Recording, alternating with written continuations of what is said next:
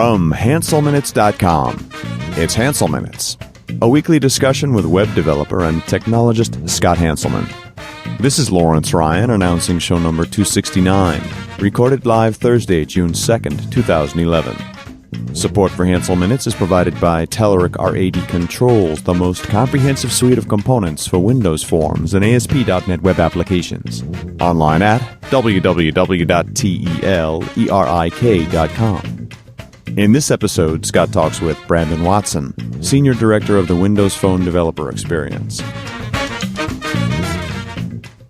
Hi, this is Scott Hanselman. This is another episode of Hansel Minutes. And today I want to talk about some community things. And as a community person myself, and by community person I mean I work with the community as a part of my regular job, I thought I'd talk to Brandon Watson. Brandon, what's your official title?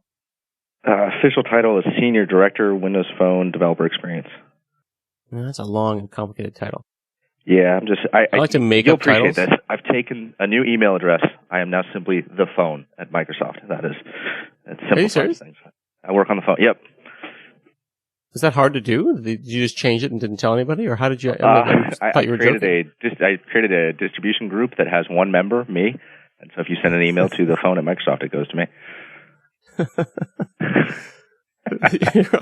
Sorry, I think that's funny because you're always breaking the rules. But I didn't expect you to lead with a broken rule. That's awesome. Well, it simplifies the title soup that we get into here at Microsoft. That's cool. I'm going to have to go and do something like, the dude at Microsoft. The dude, there you go. If it's easy enough of me just going and creating a distribution list with one person, then this opens up a whole new world for me to potentially make inappropriate and abusive internal aliases at Microsoft that will help me better work with people. Okay. So, I like to make up titles for myself. I had developer liaison, which I thought was a pretty cool one for a while there. Not bad. It's a little officious, but okay. Yeah, well, liaison was a little bit snooty. And then I sure had... say with a French accent, it makes it much more official. Oh, and also offensive, which is nice. And then I had, now it's community architect, which I think is cool. Okay. I was thinking about, I thought, someone said I should be an ombudsman. And you think liaison is snooty. Ombudsman is definitely ridiculous. Well, ombudsman carries with it a certain connotations tied to university, right? Scholastic pursuits. Whereas liaison, perhaps attaché. You could be the community attaché, right? That sounds much more political or bureaucratic in nature. Right? So these titles, they tend to get a bit weird. It'd be nice to go back to the .com days where we all had crazy titles like I'm the chief cat herder, right? I mean that's that's what I go for. See, attaché, you've opened up a whole specialist. You've opened up an entire European hotel kind of thing for me now, where I could potentially be the community concierge. There you go, community concierge. Okay, I'm the bellhop. Are there other people? I mean, I assume people just figure that you're an evangelist, right? I always get called evangelist. It's not. I don't work for the evangelism group, but inevitably someone thinks I do. Yeah, it's funny. That's when I get quoted in press, I get called the Windows Phone Evangelist. Even my boss doesn't really understand the entirety of my job, and so we've had some good heart-to-heart discussions about that. Officially, I'm responsible for product management of the application platform on the phone. All of our analyst and press relations, all of our messaging, managing the community as part of that, or all of our developer marketing and programs, and working with partners. And there's a broad scope of things, but ultimately it's the public-facing stuff which gets a lot of the attention, and that just ends up getting rolled into the evangelism bucket. So oftentimes I get called the Windows Phone Evangelist, but there's an entire division of folks that are called evangelists, and I would be doing shame to their name and what they do by saying that I'm an evangelist. I mean, I do good work, that's fine, but their skill set vastly exceeds mine in terms of what they do and what they're required to do for their jobs. So evangelists at Microsoft make, things like webcamps, like James Senior created the whole webcamps concept. That's right. Executed on it. So like his job was to conceive of that, to execute on it, and to deliver those, and I helped deliver those with him. That was definitely something I don't think I could have done or pulled off on my own. And they make code kits and open source stuff. A lot of that seems to be a new thing that a lot of the evangelists make a lot of right now. Everyone seems to have some kind of code that they are in charge of. Yeah, there's certainly that on the website. I mean, if you think about historically what the evangelists were doing, they also engage with their customers in the field. A lot of corporate and enterprise type evangelism work is going into a very large company and saying, okay, let's talk about what you're trying to do here, and let's talk about the entirety of the Microsoft stack, and let's figure out where we can help you solve these problems. So it's kind of like technical sales, but it's really pre-sales, and it's more just building relationships with your constituents, call them, over time, and helping them solve their problems using what we have to offer, right, and making yourself available. And I think over time, the strategy has shifted within Developer and Platform Evangelism, our DPE group.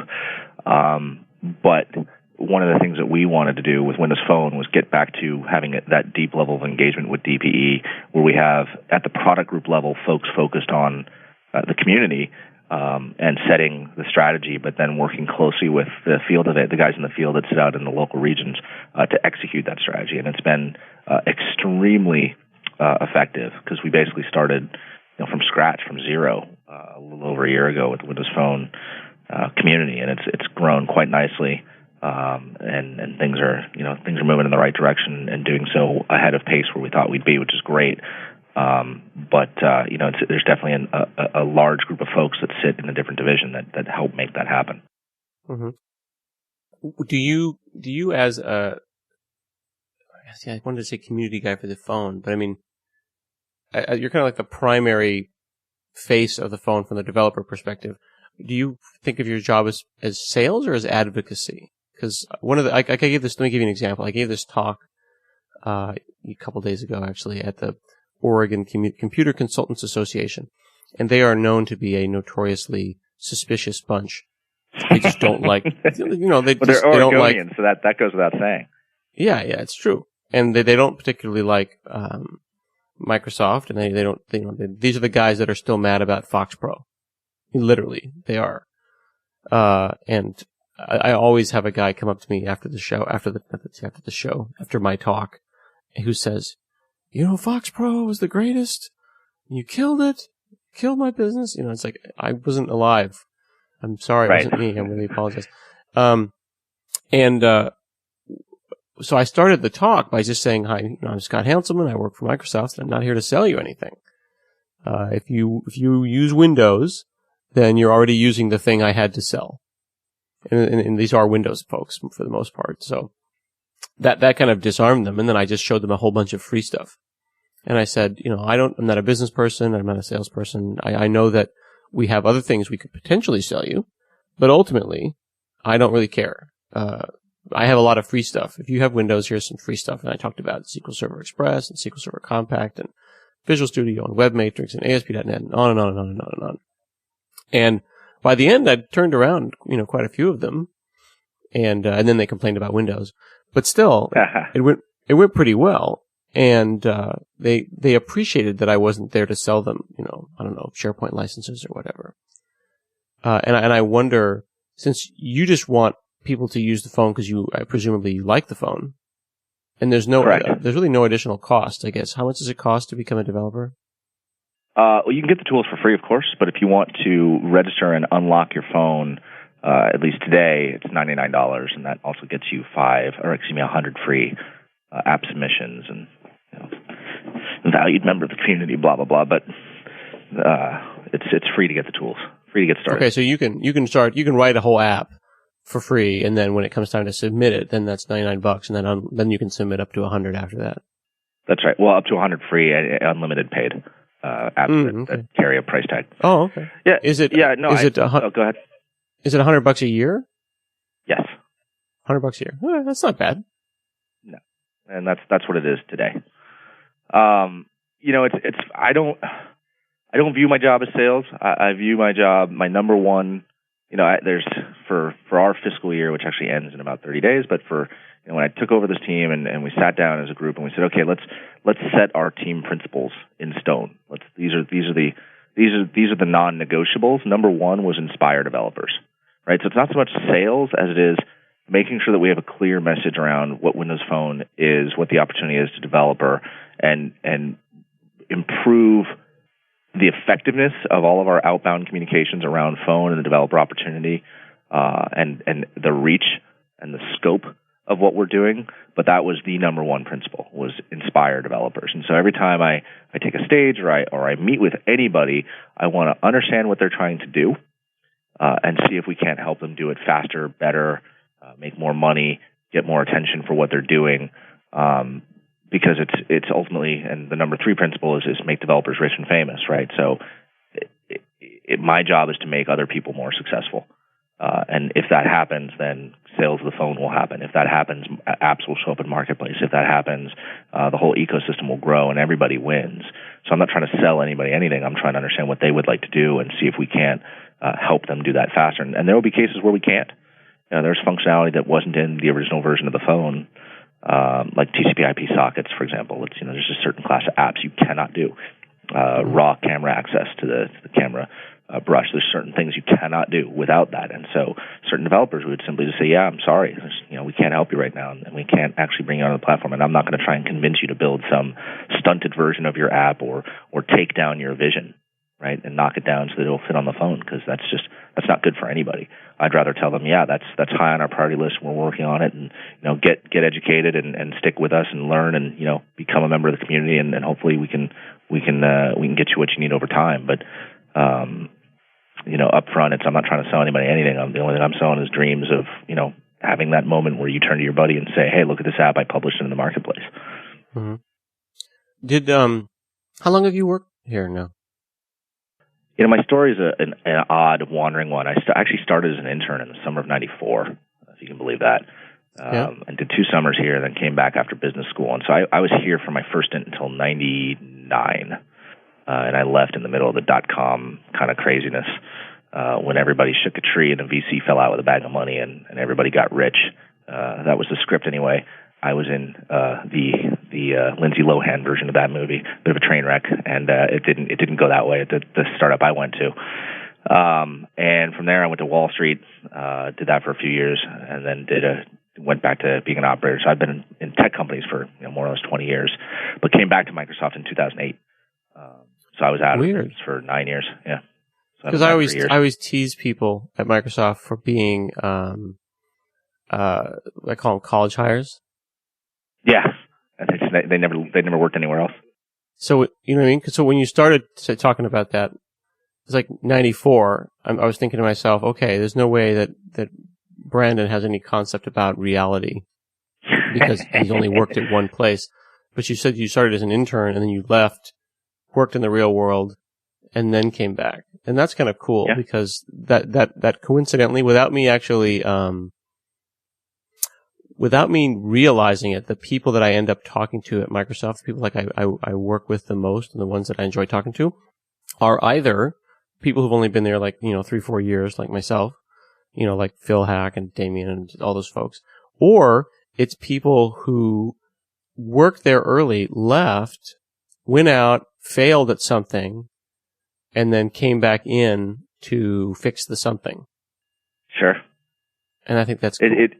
It gives you a different perspective, certainly. I mean, look, you go work on Wall Street, that's one set of perspectives. I went to a hardware startup, the guys that invented the Blade server, and went through that whole cycle and sold that company. I started my own software company and did that for 2 years and built it up to about 150,000 customers and sold that business. It's been a variety of experiences, and I joke that I came back to Microsoft for what I call wife-style reasons.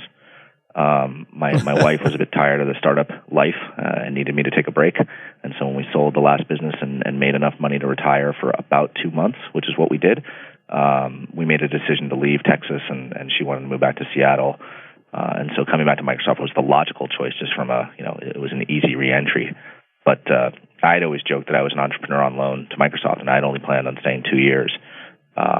And when this opportunity actually presented itself, it was the reason I stayed. I mean, it was just such a huge, ridiculous, awe-inspiring opportunity to come get to do this job. How could I not take it? That's funny that 2 years thing. I've told a couple people this, but I kind of only expected myself to last 2 years. And then 2 years became 3, and I felt like I'm getting some things done, and then in other instances I'm not getting stuff done. So yeah. I've always said that I would stay a couple years and try it out, and then I've had some accomplishments, and then I've moved from different groups, and then said, well, when they fire me for pushing too hard, then that'll be a good time to leave. And, Chris, I always talk about what Chris Sells told me. He says, if you don't get slapped by your boss at least twice a year, you're not really doing your job. And that's kind of helped me. I'm always thinking of ways, even this week, I've been thinking of ways that I could potentially get in trouble. And everyone's like, watch out, don't do that. You'll get an email from somebody high up. But that would be good, because that would be a slap from my boss. And I need at least 2 of those a year, I listened to that interview you did with Chris, and it was interesting because he said the same thing. Like, he'd only planned to come for a couple of years, and then here he finds himself. It's many years later.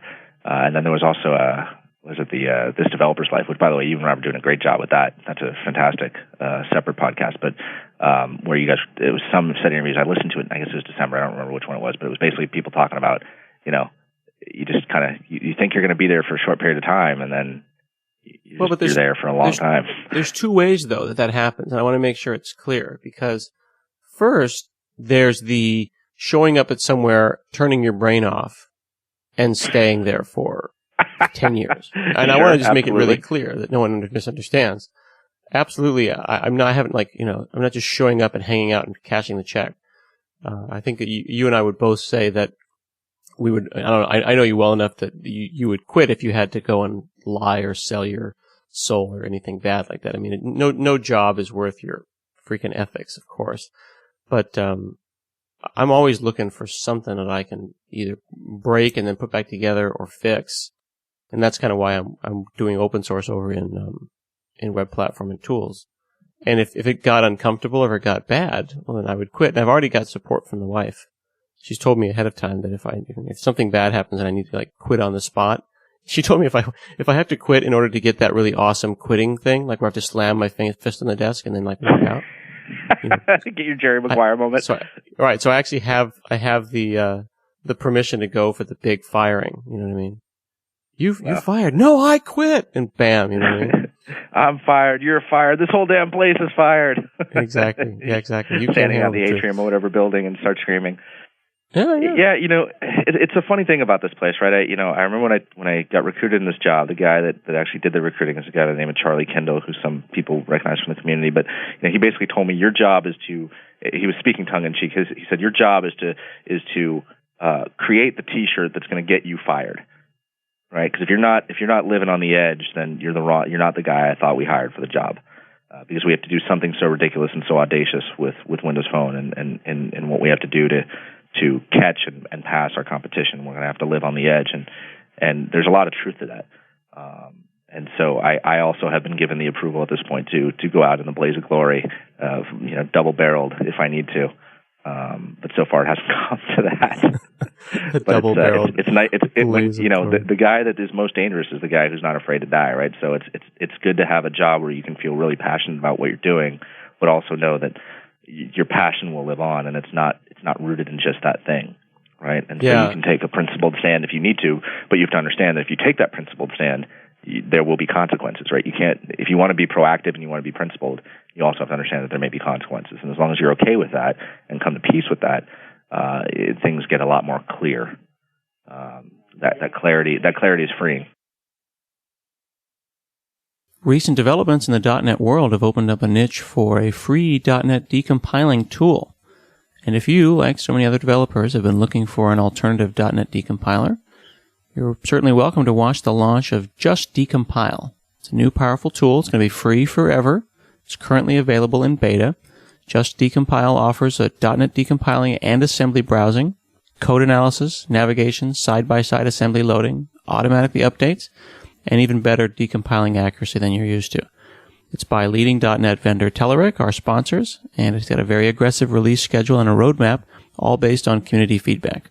You can visit the Just Decompile feature suggestion forum, let Telerik know what features you'd like to see added, or vote on one suggested by your peers. The launch will be in the summer, and you can check them out at telerik.com/.net decompiling. You can take that principled stand one time. That's right. You can take it exactly one time. Unless you could get demoted, but I don't know how many lives you actually get. I've seen people get 2 or 3 lives inside of a big company, but at some point you it's the law of diminishing returns. Yeah, within a company you probably get one. Sometimes you get more than one, but right. I mean, you become a little bit of like I may already be getting the I call it the Chicken Little syndrome. Because I'll go in, I was just like, this is awful. It's all screwed up. And people are like, well, no, it's not that bad. So you have to be careful, because then after a while, people will be like, all Hanselman does is complain about how awful it is. Well, that's right. You can't bitch all the time, right? I have a saying with my team that someone is always bitching, and what I mean by that for our team is you know you're doing something right when somebody's telling you you're doing something wrong. It's when you're doing something over and over again and no one tries to stop you where they once tried to stop you that you have a problem, right? That's when you've got issues. And so you certainly can't walk around saying, this is broken, this is broken, this. You got to be proactive and effective and try not to piss on everybody's parade. But at the same time, it's your job as the guy responsible for community to be in touch with the pulse and to know what's going to be effective, and to have that data, whether it be empirical or emotional, even based on your relationships, to know or have a sense of what's going to work or not. How do you balance when something that you think is right and something that the company thinks otherwise, kind of like come in conflict with each other? Like recently, there was this whole thing about where people could unlock their phones, and it's a different kind of unlocking than you mentioned before. Before you mentioned the idea of developer unlocking, which means that I can write an application and put it on. I think they call it side loading. Is that what the word is? I can put it on from the side. Yep. And then how you deploy from Visual Studio, yeah. I can deploy from Visual Studio, right? Yep. Or my friend could send me his app, and I could install it and test it for him. That's right. Right. And then there's this other kind of unlocking. So what was that unlocking? Yeah, so the guys, the Chevron team, they what they wanted to do was let anybody unlock their phone. You don't mean Chevron, the gas company. This is something that not we have Chevron, to the gas company. It's Chevron WP7 was the website, but it's Chris Walsh and Long Zhang and Rafael Rivera. It's three smart guys that said, hey, we feel a little bit encumbered by your system, and we're gonna kind of poke a hole in it and allow anybody to unlock their phone so they can sideload apps and whatnot. And what they really kind of at the core were about was the homebrew community and allowing folks to kind of tinker with their phone without necessarily having to pay the $99. And there's still some things we can't talk about yet that we are working with those guys to enable as we go down that path, because it's a good idea to work with the community and allow people, they paid for the phone, they're paying their contract, they've downloaded the tools. Really the issue is whether or not the app gets in the marketplace, not whether or not they can put the app on their own phone. So we're trying to figure out how to do that in a smart way without causing all kinds of havoc in the ecosystem writ large. But when that went down, the knee-jerk reaction of Microsoft was, send the cease and desist letter, have the lawyer call them, tell them to take it down, blah blah blah. And my reaction was, well, hold on a second, let's just hit pause here. Let's try something crazy. Why don't we just invite them out here and ask them what they're trying to do, and just have a conversation and kind of let's just engage with them, right? I mean, they obviously care a lot about the phone. They cared enough to do this. I eventually guess they'd actually want to hear more about what we're doing in the future, et cetera. Let's just ask them nicely to take it down instead of sending the lawyers and see what happens. And it turns out when you ask nicely, good things happen, right? I mean, if you look at, I don't want to say that necessarily Sony invited their problems on, but I mean, they had some challenges with a couple of hackers, and one of them even went so far as to say, you're damning yourselves with the hacker community on his blog post. Very publicly said, the hackers are going to come after you, and here we are 6 months later, and their entire network was taken down, right? Folks that care a lot about a platform enough to poke at it, you should embrace them, right? I mean, there's a lot of learnings that can happen from embracing that community and understanding what they're trying to do, because ultimately, a lot of times, I'd say almost 9 times out of 10, they actually just want to understand the confines and constraints of the system and work around it, because it's an intellectual exercise. It's mentally stimulating. It's not about being some lawless brigand that's trying to break the business models of untoward companies. And so we learned a lot from those guys in terms of what they needed and what they're trying to do. And there's certainly some changes that we haven't announced yet that we're looking to enact as a result of working with them and some other folks that were I would guess you'd call them part of this hacker community. So that's interesting, because there's been talk I've seen in comments and stuff that people are surprised with the way that we're handling that, which is odd because for me it just seems like kind of common sense, right? I mean, if you have a hacker and the presumption is that they're not evil, well then, if they're not evil, they might be something other than evil, let's just say. So call them on the phone and talk to them about it. Which is funny because I actually, people don't realize I do a lot of community work on Skype and on, people think I just hang out on Twitter all day. Actually, Twitter is a reasonably small part of my job.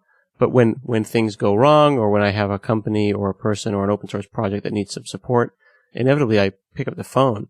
And it's amazing to me how surprised they are that we'll do that. I mean, I'll literally just pick up the phone. Sometimes I'll even have to go and hunt them down. Like it'll be kind of involved. I'll have to go and find their domain, and every once in a while I'll kind of call them in the middle of dinner. And when they realize that I am also not evil, or at least not as evil as they expected I would be, then things seem to diffuse. It kind of makes me wonder why people like Steve Jobs, right? Every once in a while he'll send an email. It's a big deal. Yep. Why doesn't he have someone? He should have a whole team of people calling. I think for him people. the mystique is the fact that he responds very selectively, and I think that actually is. I think it would deaden the effectiveness of it if for him specifically. He is a cult of personality for sure. But the point that you raised, which is an interesting one, which is about being available, right? And so one of the as we go into our planning for the next fiscal year, because it starts on July 1, one of the new key principles for my team is to be highly available. And you said you start all your presentations by saying, I'm not here to sell you anything. I actually start all my presentations with a little code snippet that I wrote on a whiteboard in a room full of a bunch of business guys that, the few engineers in the room got it, and then they laughed about the fact that it was bad code. But the core principle is make yourself highly available. And so I publish my email. I publish my mobile phone number. We're going to start holding office hours where I'm just on Skype for, a 30-minute to 1 hour window, and anybody who wants to talk to me can just ring me up from around the world. And I did it, a week ago or 2 weeks ago when I was in town. Got calls from all over the world. People had questions about Windows Phone, about developing. They had an idea that they wanted to suss out. But that being highly available thing, it's amazingly disarming. It's easy for people within Microsoft to feel like everyone hates us, but they don't. They just it's the Microsoft as a corporate entity is a faceless kind of thing. But when people outside of that veil can engage on a one-on-one basis with people inside the company and realize that we're all geeks and we all enjoy and love technology and we're all trying to do the right thing, it's amazingly disarming. And if I can just turn one of those people into, call them an evangelist, but just a megaphone, right? Who's someone who says, hey, I talked to those guys. They're actually pretty good guys. That's a huge win. It's a huge win. Because I don't scale. There's only one of me, and I only have a few people on my team, and we can't do a worldwide thing. But if I can kind of permeate this mental model of, hey, make yourself highly available and engage with people and actually pick up the phone to do everything on email or Twitter, make it personal. It's worked so far, and it can. We're going to kind of keep tweaking and figuring out what works. But it's very much focused on. It's not about me. It's not about us. It's about them. And when you take that mental model, it's not about. For me, it's great if we sell more phones, and that's awesome. But for me, I want developers to be successful. And with that as a genuine mental model, it actually comes through and is received versus, hey, I'm trying to sell you phones, and in order for me to, or I'm trying to sell more phones. In order for me to do that, I need you to build apps. Yeah. That's a very different mental model than I want you to be really successful on our platform. Yeah, one of the things that I've been doing in the last year is I've changed from productive to happiness. Because the older I get, the less interested I am in being productive, the more interested I am in being just generally happy. So I've been telling people that I really want to optimize the platform for happiness. And a lot of people say that I've stole that from Rails or from Ruby, because people always talk about how, Mats is nice and we are nice and things like that. And Rails is about developer happiness. But I think I don't think that happiness is something that a platform necessarily has complete control over. There's no monopoly on happiness. Well, surely. I mean, how do you check in happiness, and then who's responsible for the feature? And really, it just turns into a big mess. Right, but happiness does, fall out of our what we're trying to do. I mean, I think about the customer, and I'm shocked sometimes that I have to remind other people to think about the customer. And remember that we are the customer too, and that's why I talk about, getting back to the beginning of the podcast, talking about college hires. It's really, really important to build a real app, and to build a real app every couple of months, or a giant app every couple of years. It's very frustrating to talk to someone at Microsoft who hasn't ever built a real app, may have worked there for 20 years. And by a real app, I mean go to work for like an insurance company or a health agency or something massive. You know what I mean? Yep. And just suffer for a couple of years. Because, man, that's so important. And I've done that, now 3-4 times, big enterprise apps that like just drag on for 18 months. Sure. And change twice during the process. Oh yeah. Complete. Oh, I don't like C# because I can't read the code, so we're going to do this in Visual Basic. I worked on a place where we switched back and forth, C# VB and then back. Nice. Yes. Lovely. And that's the kind of craziness that you can't even imagine when you are working inside. Yeah, it's one of the curses of Microsoft is that we are, or have been historically, a place where you get, the best and the brightest, and you're surrounded by really, really smart people. And it's, this statement may upset some people, but the sad truth about mathematics is that it is an indisputable fact that 50% of the population is below average intelligence. Once you come to peace with that, it's very liberating in terms of how you approach certain problem sets, because we are, in some ways, not our best customers, right? And certainly for my team, one of the requirements is that you write code for fun. I'm not sure how you can be a developer platform marketing or product management person and not write code for fun, right? Yep. Because do you understand? Like if I say MERB, do you say Gesundheit, or do you say no, that's not a good mongrel, not MERB, right? If you don't understand those discussions, you can't be authentic, right? And it's very, very challenging. And so to your point, it's like, okay, go do something for fun. Go work on some fun app. What is your stupid phone app that you're going to go build? And it was one of the things I implored even our broader marketing team, just broadly the marketing guys who have no coding experience at all. And it's like, look, we make the claim that it's so easy to build these apps. The tools are so easy to use.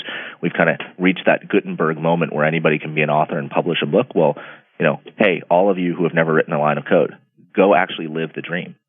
Download the tools, because I used to race motorcycles semi-professionally, which means I paid more than I ever made. But if I asked you to describe motorcycle racing, you might say something like, well, you go on an arena of concrete and you straddle a canister of explosive gas with wheels, and you hurtle yourself around this arena of concrete at high speed in close proximity to other people and hope that you don't die. That might be a reasonable explanation of motorcycle racing. But if you talk to somebody who's actually done it, somebody who lived it, someone for whom it was a passion, for me, and my wife gets really annoyed when I say this, but one of my happiest times in my life, and this is including getting married and having kids, right, was sitting on the starting grid at the start of a race, and the 2-minute board goes sideways, which means there's a race about to start, and all the revs of all the engines come up, and you're surrounded by a bunch of people that you race with and you want to beat, but you respect, and they're your competitors. All those engines come up to about 11,000, 12,000 RPMs, depending on what kind of bike you're racing, but it gets really loud. Your vision gets incredibly focused. You're looking down the track. You're staring at the lights. You're waiting for them to go out, and it gives me goosebumps to even talk about it. That's the difference between describing something you've never done and trying to sell it to other people, and describing an experience that you care deeply about and wanting to share it with other people.